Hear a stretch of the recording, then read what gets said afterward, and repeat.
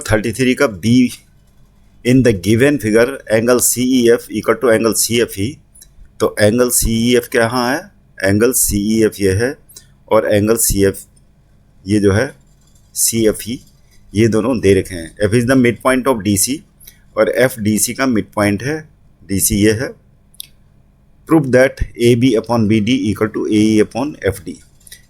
तो इसका सॉल्यूशन करेंगे। सबसे पहले तो देखेंगे हमें क्या दे रखा है, तो वो चीज़ें हम लिख लेते हैं जो हमें दे रखी हैं। तो angle C E F equal to angle C F E और F is the mid point of D C.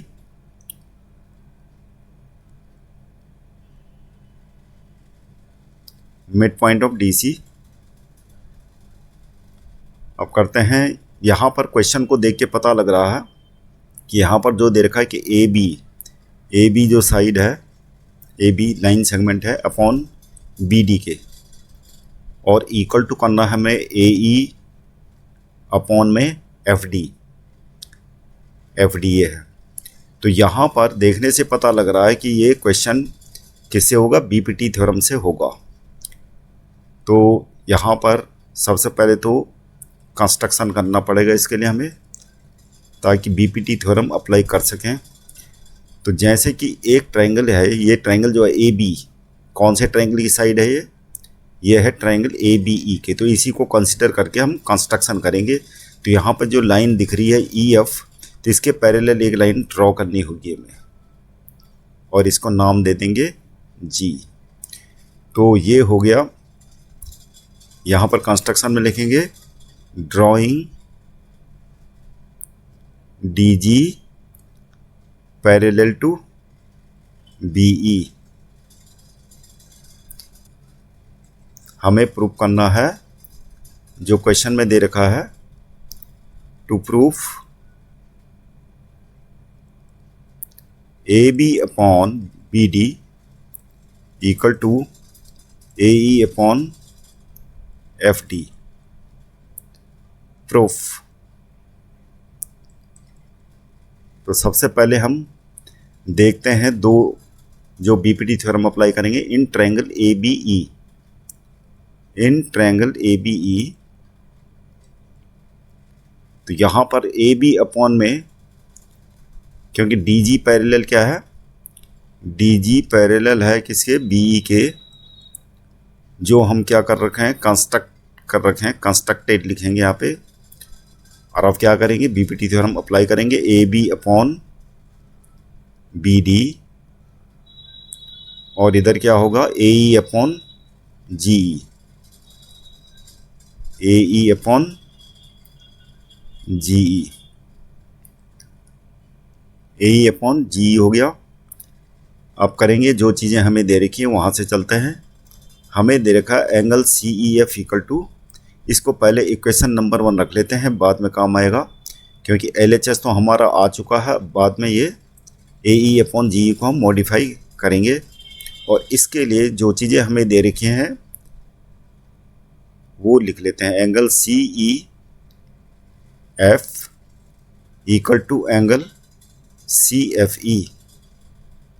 तो यहाँ से हमें क्या इन्फॉर्मेशन मिलती है, अगर ये दोनों एंगल इक्वल हैं तो इनके अपोजिट साइड भी क्या होंगी, इक्वल होंगी। तो एंगल सी ई एफ के अपोजिट साइड है सी एफ, तो सी एफ इक्वल हो जाएगा किसके, सी ई के। और इसको इक्वेशन नंबर 2 नाम दे देते हैं। आगे हमें और क्या दे रखा, यहाँ पर एफ दे रखा, F is the mid point of D C. तो F mid point of D C यहाँ पर हम लिख सकते थे, F is the mid point of D C, तो यहीं से पता लग जाता है कि D F equal to C F. तो यहाँ पर लिख लेते हैं डी एफ इक्वल टू, या जैसे यहाँ पर एफ डी लिख रखा है तो ये नाम दे देते हैं, एफ डी लिखेंगे, डी एफ यानी एफ डी। जो हमें चीज़ें प्रूव करनी है वही नाम देते हैं हम लाइन सेगमेंट का। एफ डी इक्वल टू क्या हो जाएगा, सी एफ। इसको इक्वेशन नंबर 3 बना देते हैं। अब यहाँ पर से कुछ इन्फॉर्मेशन मिलती है तो उसे लिख देंगे। इक्वेशन नंबर 2 एंड 3 से क्या मिल रहा है हमें इन्फॉर्मेशन, ये सी एफ दोनों की एक साइड इक्वल है तो क्या होगा, सी इक्वल टू एफ डी हो जाएगा, सी equal to F D.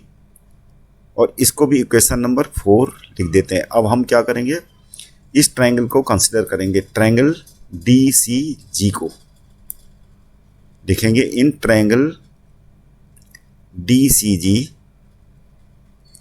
Triangle D C G में भी हम बीपीटी थ्योरम लगाएंगे। ट्रायंगल डी सी जी में क्या है कि जब B E parallel to D G है तो ई एफ पैरेलल टू क्या होगा, डी जी। तो लिख देते हैं E F parallel to D जी।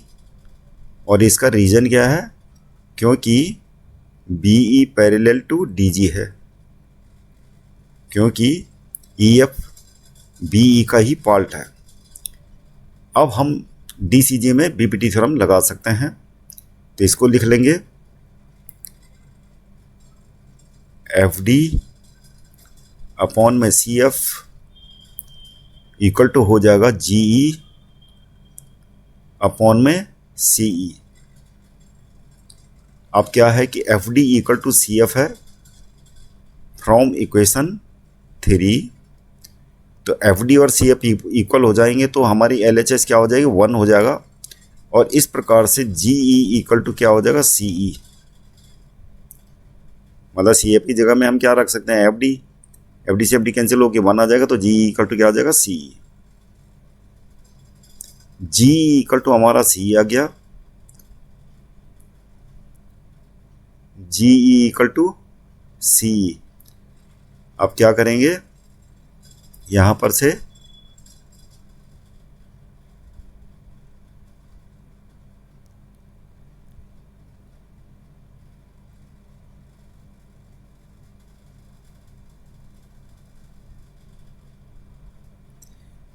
तो G equal to from equation number 4 G E हमारा क्या आ जाएगा, इक्वल टू एफ डी के।